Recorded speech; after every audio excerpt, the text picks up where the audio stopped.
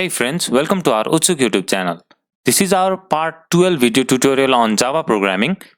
In this video tutorial, we're gonna cover about the multi-dimensional arrays.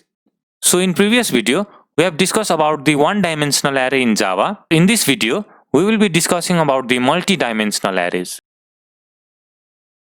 In Java, multi-dimensional array simply refers to the arrays of an array. As in multi-dimensional array refers that the data are stored in a tabular form as rows and columns. This one would be the single dimensional array or one dimensional array, and there would be only elements that are stored in a row wise.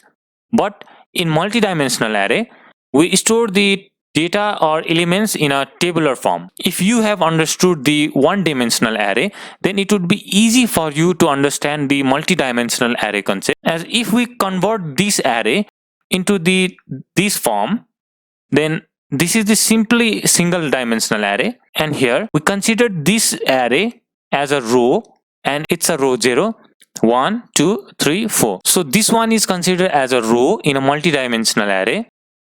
And if we add another array into this array, then the combination of these both array is considered as multi-dimensional array or 2D array. Index of this array gonna be a of 0, 0, 0, 1 and 0, 2. As this row has this array, so it's the row and this one is the column. So here this first index refers to the row and second index refers to the column. As row means this row, first row, and the column means this second array column. It's a 0 column, 1 and 2, and the row of this array is 0. Similarly, it's a second row, so the array row is 1 and the column are here 0, 1 and 2. This represents the column and this is the row. Similarly, for this of the third row, as this is the third row, so it refers to the row and the column of this array is 0, 1 and 2. So this represents this array and this row represents this array, and the row with index 2 represents this array. Similarly, it can be with the array index 3 and array index 4. So this is the two-dimensional array, and the data that are stored in two-dimensional array is in a tabular form like this, row and column. This is the row and this is the column. For the first row, there are 3 columns. For the second row, there are also 3 columns. And similarly, for the third row, there are other 3 columns. So in this way, in two-dimensional array, we store the data in a tabular format. So let's see how we can declare the two-dimensional or multi-dimensional array in Java. So it's a basic syntax to declare the multi-dimensional array.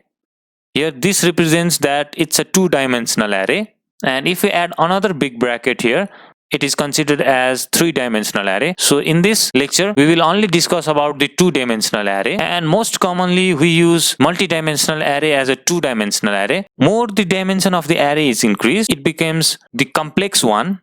So we will only discuss up to the two-dimensional array, as multi-dimensional array in Java might be quite complex for the beginners, but I will make you assure that I'm gonna make you understand in an easy way so that you could understand up to the depth level of the multi-dimensional array. So I request you to watch this video from beginning to end without skipping a second so that you could understand the multi-dimensional array concept in depth.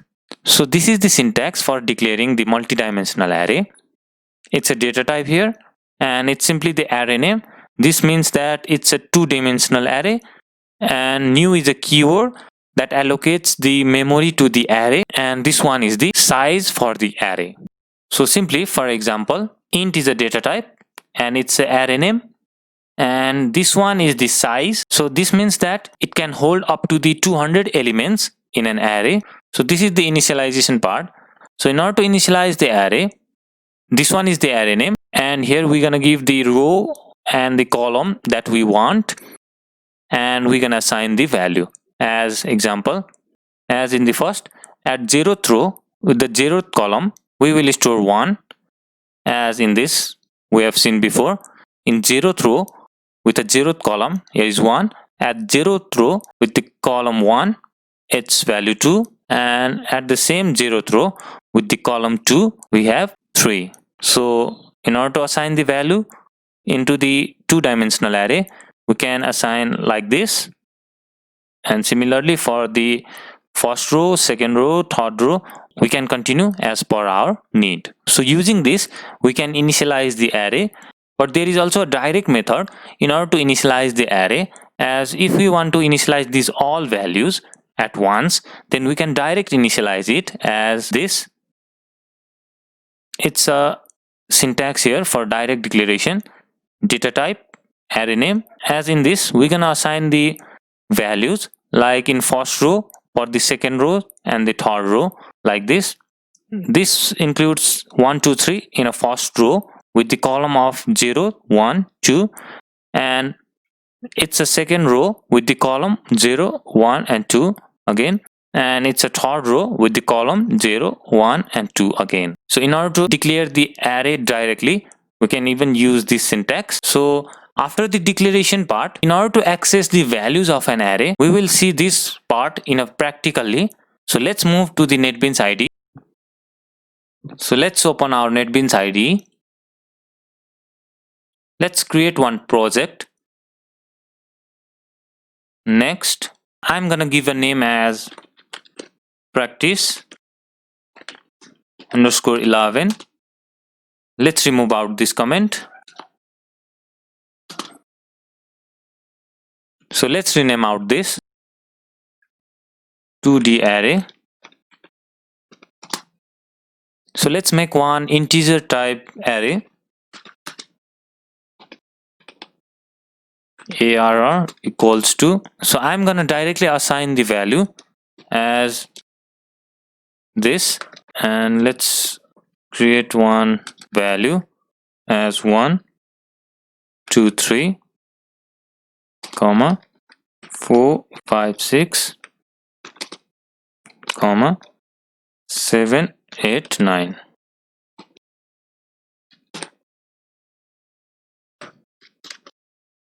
So I've declared two-dimensional array as first row contains 1, 2, 3, second row has 4, 5, 6, and third row has 7, 8, 9.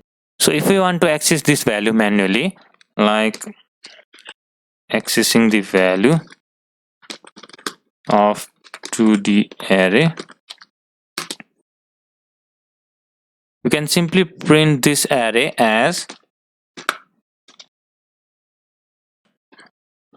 0, 0. So if we run this program, we're gonna get the value as 1, because at the first row with the first column there is a value 1, and if we want the value of 2, then we can print this as here 1. Like in the first row with the column of 1, it has value 2. So let's run this program. You can see this, we get the value 1 and 2. So what if we want this value all, and is it possible that we will manually do this? It seems quite time consuming, yeah? So we will move to the for loop condition as for int I equals to 0, I less than 3, I plus plus.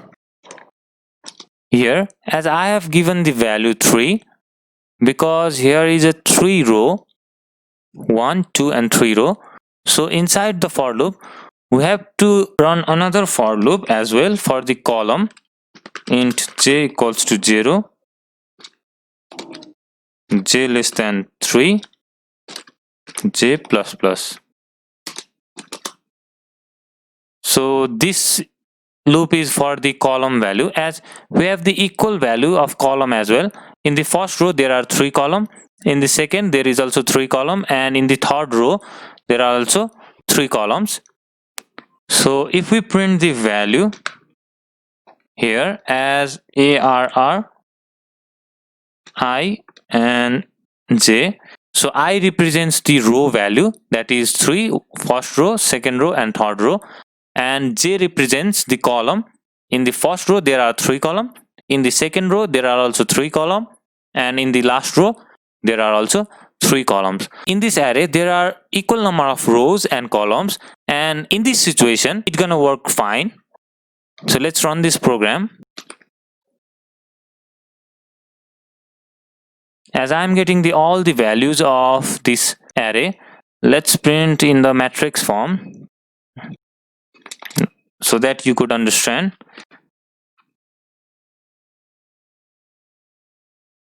Simply I'm keeping this so that it's gonna break the line after each loop. So let's run this program.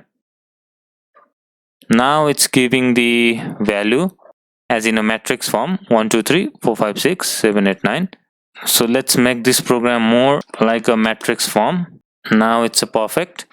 As you can see that all the values are printed, and this one is the first row. In first row we have value 1 2 3, in the second row we have 4 5 6, and in this third row we have 7 8 9. So in this situation it works fine, this loop works fine. But what if we have the value like here is 7 8 and here is like 10? Does this work fine for this type of array also? So the rows and columns are not equal here, so we call this array as jagged array. So this type of array with the different rows and column numbers, we call this array as a jagged array. So let's run this. Oh, it's not giving me the value of the second row and the third row. It's only giving up to the 6, and beyond this column it's not giving me the value. This is because as we have assigned here as a column and a row in a fixed number, so in order to make this array more dynamic, let's change out something here. As for the row, we can simply add here the array length as arr dot length, and this gonna returns the number of rows for each loop. As here the number of rows are 3, so whenever the I loop runs, so it's gonna give us the row length. Here in this case it's gonna give us 3. So in the column case we can do simply like this, array of I dot length. What this means that inside the each row there are number of columns and the columns number are different. So for the first loop it's gonna return the number of column as 3, and for the second row it's gonna give the column number as 5, as here are 5 columns, and for the third row it's gonna give me the length as 4 columns. This one can be used and it's gonna work for every combination of the array. So let's run this program, and now we're gonna get all the elements within a 2D array. Using this concept we're gonna get all the elements within a array. So I hope that you have got the basic concept about the multi-dimensional array in Java and how to initialize the array, and I hope that you have also been familiar with the initializing the array and how to access the elements within an array. So in our next lecture video we're gonna discuss about the methods in Java. So we will meet you in our next lecture video. Till then, goodbye.